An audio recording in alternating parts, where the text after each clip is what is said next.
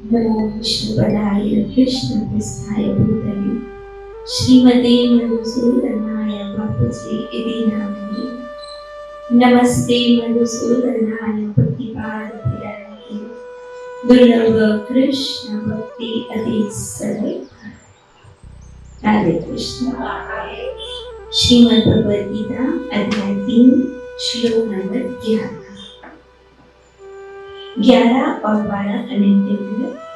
यज्ञों के द्वारा प्रसन्न होकर देवता तुम्हें भी प्रसन्न करेंगे और इस तरह मनुष्यों तथा देवताओं के मध्य संयोग से सबों को संपन्नता प्राप्त होगी। जीवन की विभिन्न आवश्यकताओं की पूर्ति करने वाले विभिन्न देवता यज्ञ संपन्न होने पर प्रसन्न होकर तुम्हारी सारी आवश्यकताओं की पूर्ति करेंगे।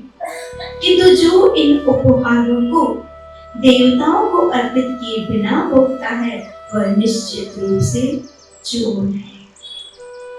जैसे कल हमने पढ़ा कि यज्ञ बहुत जरूरी है, खास करके गृहस्थों के लिए यज्ञ करना चाहिए। लेकिन कलयुग में सबसे बड़ा यज्ञ क्या है? जब अब यहाँ भगवान श्री कृष्ण कहते हैं कि जब हम यज्ञ करते हैं तो देवताओं और मनुष्यों के बीच में संयोग बना रहता है।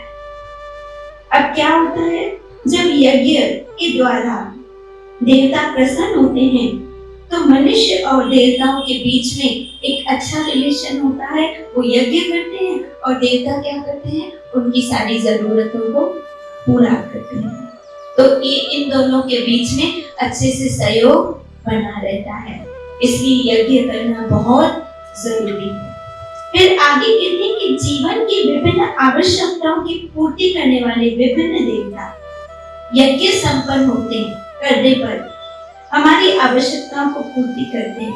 लेकिन अब जो हमें अन्न मिला, जो हमें धन मिला, जो हमें मिला, उसको अब हमें क्या करना है? भोग लगाना है, क्योंकि जिनकी कृपा से मिला उनको अर्पण करना। तो समस्त देवी देवताओं को तो हम अर्पण नहीं कर सकते, क्योंकि कहते 33 कोटि देवता है। तो समझो कितने सारे, हम किस किस को भोग लगाएंगे? इसलिए हम भगवान विष्णु भगवान कृष्ण को भोग लगाते हैं। जब हम भोग लगाते हैं तो ऑटोमेटिकली समस्त देवी देवता प्रसन्न हो जाते हैं। जब सारे देवी देवता प्रसन्न होते हैं तो हमारी आवश्यकताओं की पूर्ति करते हैं और इस बहाने हमारी जो भी जरूरतें हैं वो पूरी हो जाती है। एक मनुष्य की बेसिक जरूरत क्या है? रोटी, कपड़ा और मकान। रोटी मतलब अन्न। अन्न किससे होता है? बारिश, वर्षा से अन्न होता है। तो उसे अगर इंद्र देवता प्रसन्न होंगे तो फिर वो बारिश भी बरसाएंगे जिससे अन्न होगा। फिर कपड़ा, ये कपड़ा हमारी बेसिक जरूरत है, और मकान। तो इतनी जरूरतें तो हमारी पूरी। याद रखो, भगवान हमारी जरूरतें सारी पूरी करने की जिम्मेदारी लेते इच्छाओं की लिए। समझ में आई बात? कि तुम्हारी ये भी इच्छा पूरी होगी, ये भी इच्छा पूरी होगी। जरूरत की जिम्मेदारी भगवान की है, इच्छा की, क्योंकि इच्छा तो राजा की भी पूरी नहीं होती है।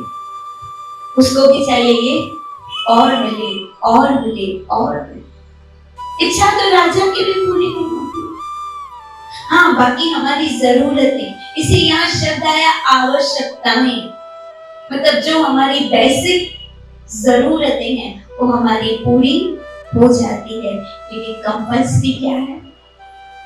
कंपल्सरी क्या करना है हमको? यज्ञ। हरे कृष्णा कृष्ण कृष्ण हरे हरे, हरे राम राम राम। देखो, नाम बहुत जरूरी है, बहुत जरूरी है। और ये नाम बहुत सारे काम कर लेता है। क्यों? क्योंकि इस नाम जाप से अर्थात जप यज्ञ से देवी देवता भी प्रसन्न होते हैं।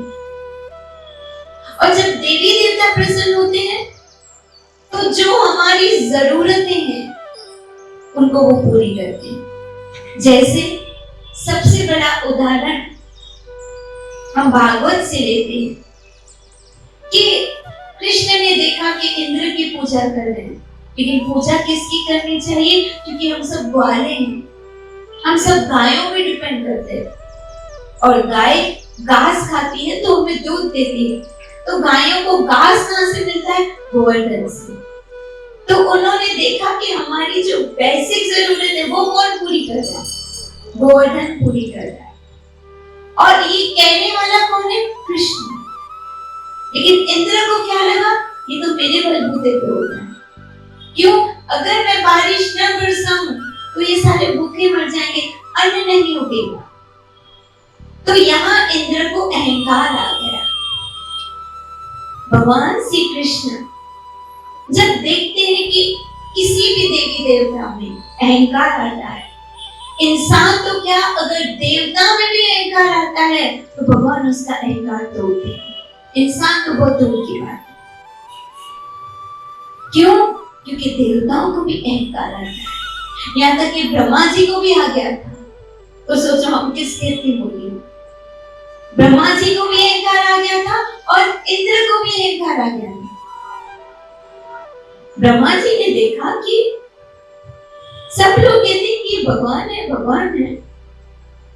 कि भगवान होके ग्वाल वालों का जूठा कैसे खाए? कोई बंदर उसके कांधे पे चला, मतलब ये भगवान नहीं होगा। जिसने ब्रह्मा को उत्पन्न किया, आज ब्रह्मा को उस पे शंका हो गई।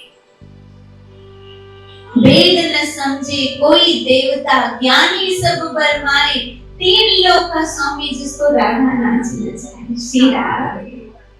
ये वेद तो देवी देवता भी समझ, हम जैसे छोटी बुद्धि वाले भगवान को कैसे समझेंगे?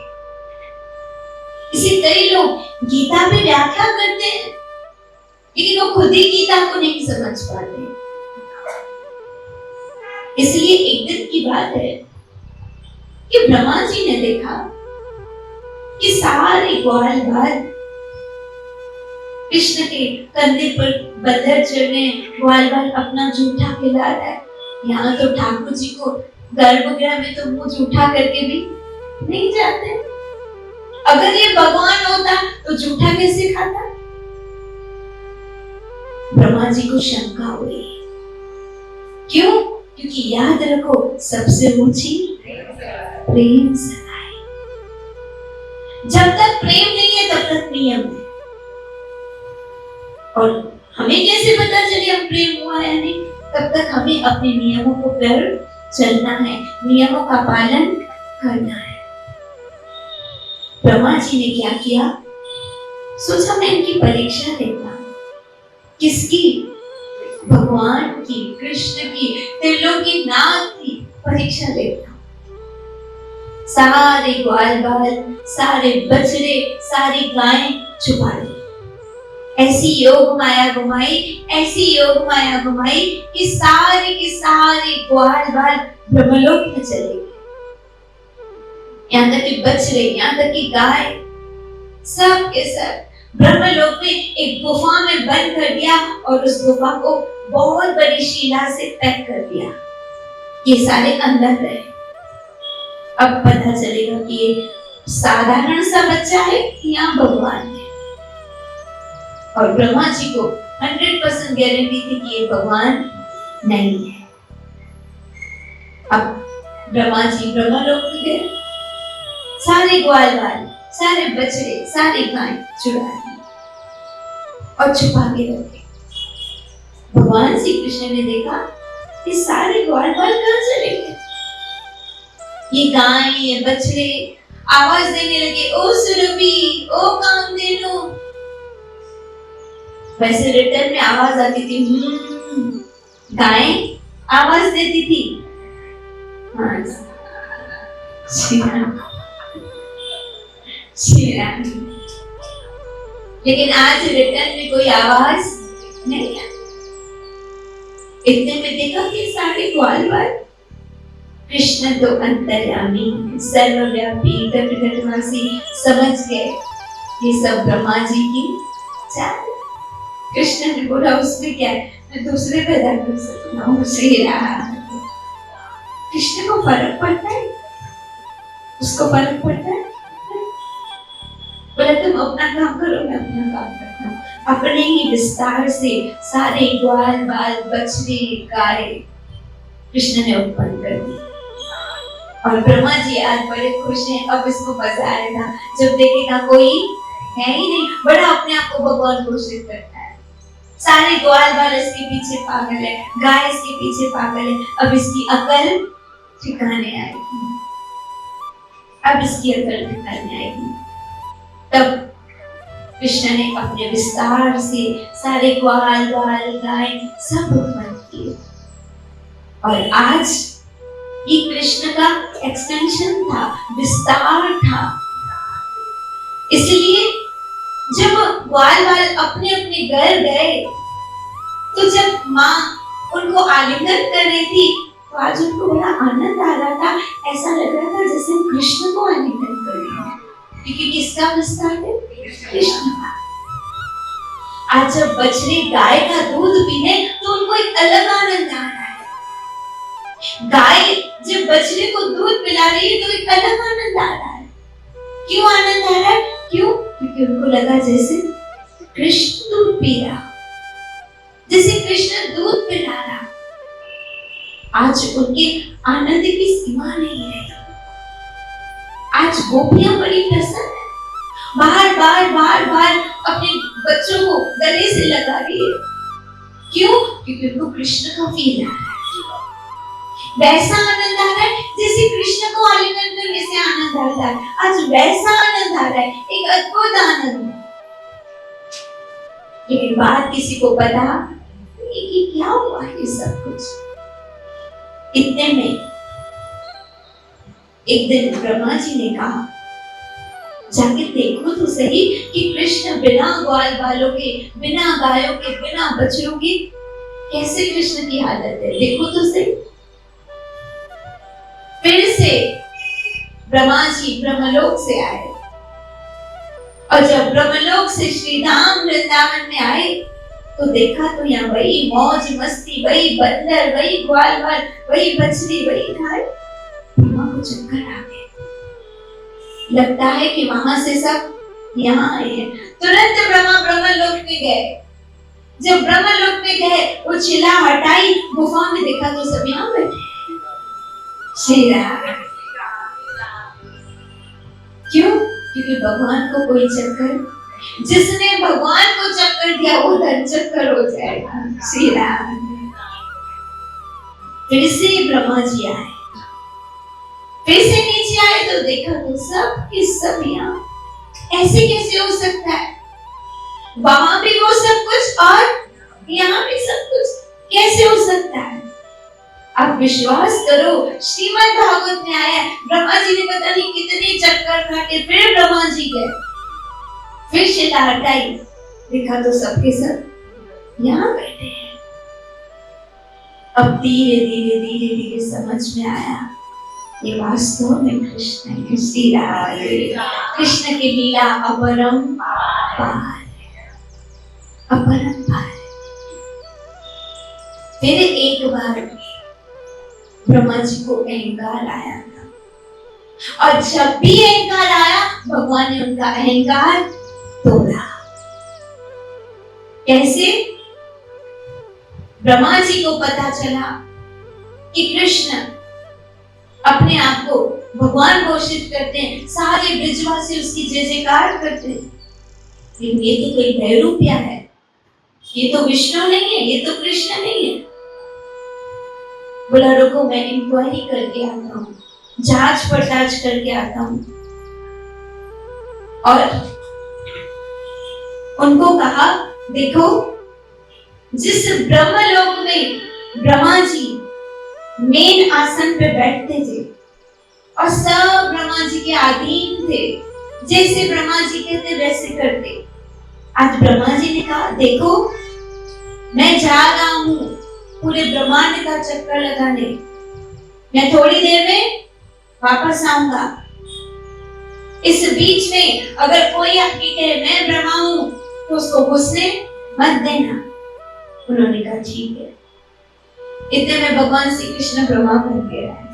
श्री राम, देखो हमारे कृष्ण कैसे हैं, क्या बन गया है? Brahma ji, same as it is Brahma ji बन गया है। तो ब्रह्मा जी क्या बोल के गए थे? किसी को घुसने मत देना। इतने में ही आए, बोला आप कौन? बोला अरे अभी तो मैं बोल के गया था मैं वही ब्रह्मा हूं।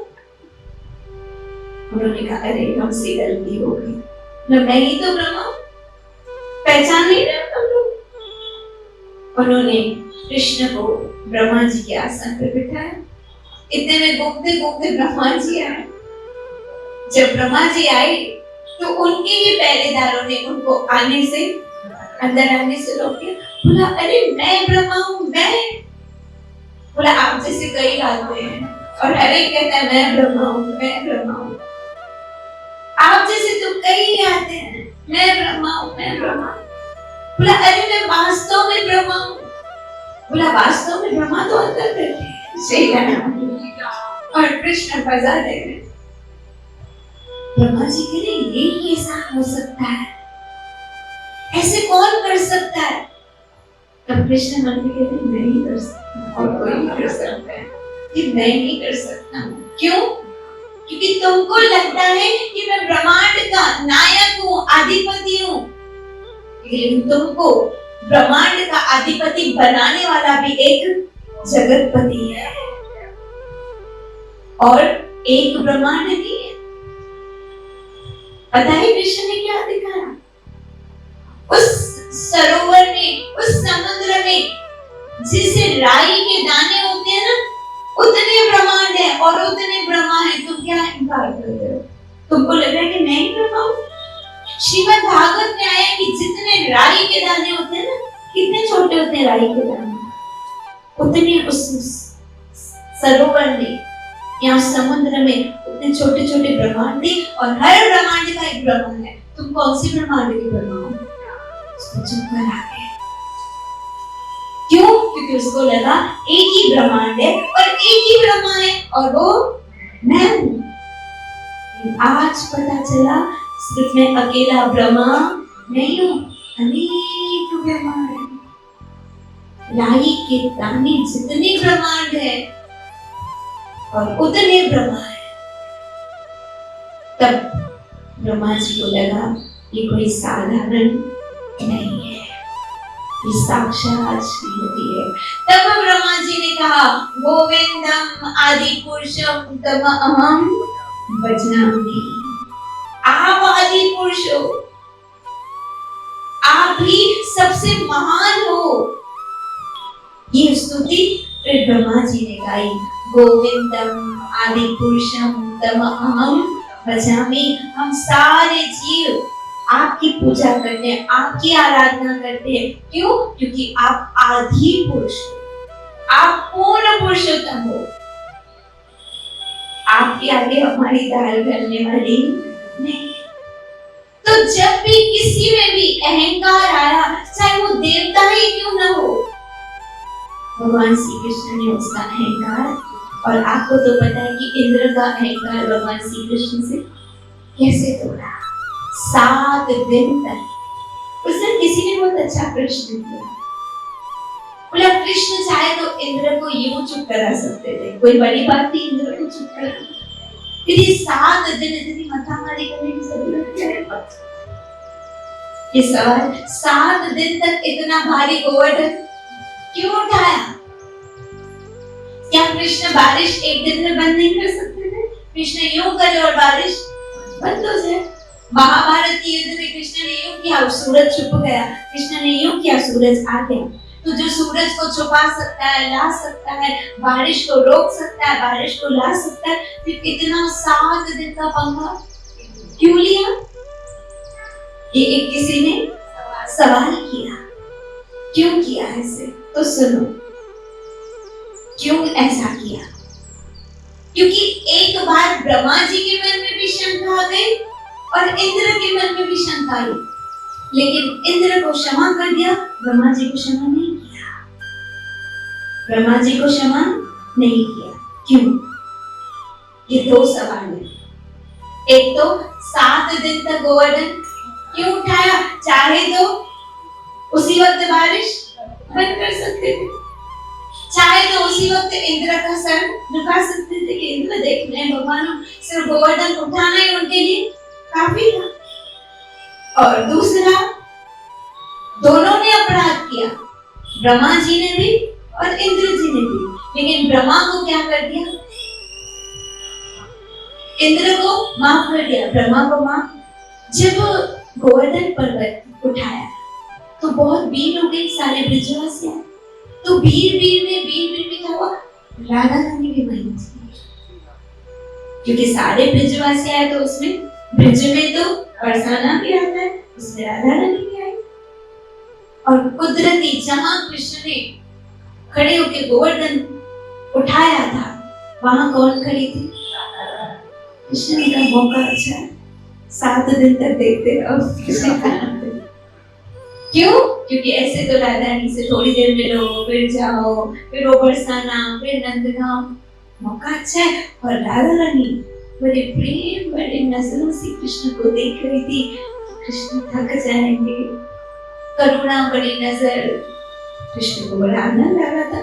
बस 7 दिन चलने दो गाड़ी श्री राम। दूसरा, सारे ब्रजवासी 7 दिन किसके साथ थे? नहीं तो क्या होता था? मिलना बिछड़ना, मिलना बिछड़ना। जैसे सारे ब्रजवासी खुश हो रहे थे, वो तो इंद्र को दुआएं दे रहे थे और बरसा हमारा तो काम हो रहा है।